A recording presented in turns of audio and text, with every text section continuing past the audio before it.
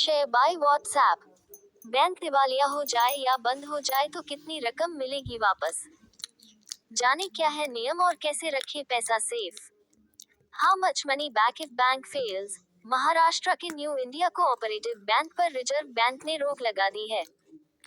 इस रोक के कारण इस बैंक के ग्राहक न तो पैसा निकाल सकते हैं और न ही जमा कर सकते हैं।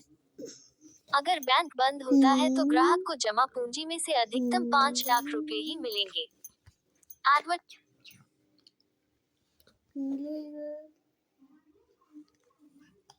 रिजर्व बैंक ऑफ इंडिया (आरबीआई) ने महाराष्ट्र मुंबई के न्यू इंडिया कोऑपरेटिव बैंक पर रोक लगा दी है। ये रोक बैंक में कुछ गड़बड़ी सामने आने के बाद लगाई गई है। केंद्रीय बैंक ने कहा है कि 13 फरवरी 2025 से न्यू इंडिया कोऑपरेटिव बैंक कोई भी नया लोन नहीं देगा, पुराने लोन को भी रिन्यू नहीं करेगा। इस बैन के बाद बैंक के ग्राहक अपना पैसा भी नहीं निकाल सकते। रिजर्व बैंक का कहना है कि बैंक की स्थिति सुधरने तक ये प्रतिबंध लागू रहेंगे। रिजर्व बैंक के इस आदेश के बाद शुक्रवार को बैंकों की ब्रांच के बाहर ग्राहकों की लंबी लाइन लग गई। सर्वाधिकार कॉपीराइट नवभारत टाइम्स।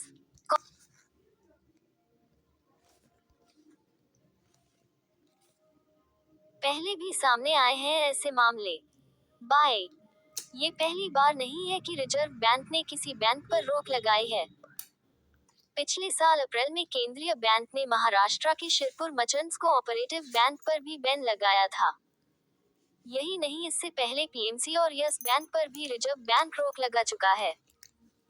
वहीं 2 साल पहले रिजर्व बैंक ने उत्तर प्रदेश समेत कई राज्यों के सहकारी बैंकों पर भी रोक लगाई थी।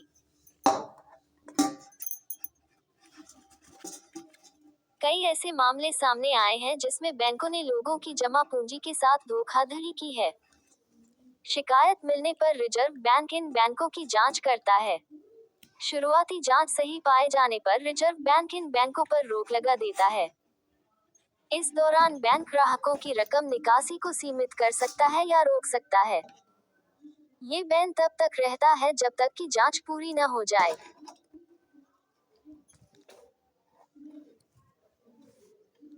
बैंक डूब जाए तो कितनी रकम मिलेगी?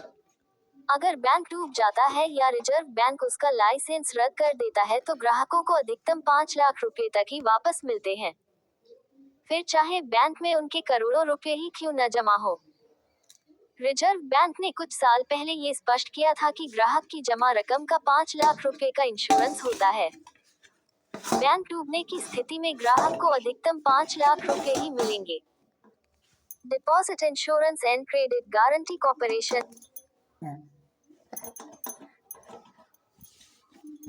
मान लें आपके किसी एक बैंक में अकाउंट में 2 लाख रुपए, उसी बैंक में 2 लाख रुपए की एफडी, उसी बैंक के दूसरे अकाउंट में 3 लाख रुपए जमा है।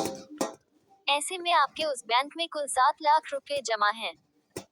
अगर वह बैंक डूब जाता है तो आपको अधिकतम 5 लाख रुपए ही मिलेंगे, फिर चाहे एक ही बैंक की अलग अलग ब्रांच में रकम जमा क्यों न हो।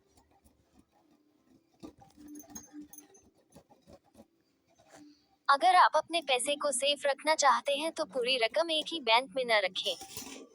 इस रकम को अलग अलग बैंकों में जमा करें। मान लें कि आपके 8 लाख रुपए 2 अलग अलग बैंक में जमा हैं। एक बैंक में 4 लाख और दूसरे बैंक में भी 4 लाख रुपए हैं। मान लें कि दोनों बैंक डूब जाते हैं।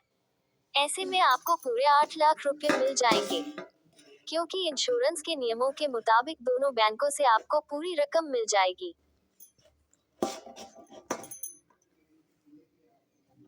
अपना पैसा छोटे और लोकल बैंक में न रखें।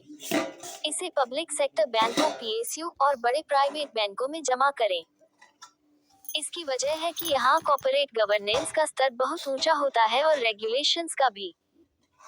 जब तक जरूरी न हो कोऑपरेटिव बैंक में डिपॉजिट करने से बचें। साथ ही केवल एक बैंक के साथ अपने डिपॉजिट लिमिट 5 लाख रुपए को बनाए रखें।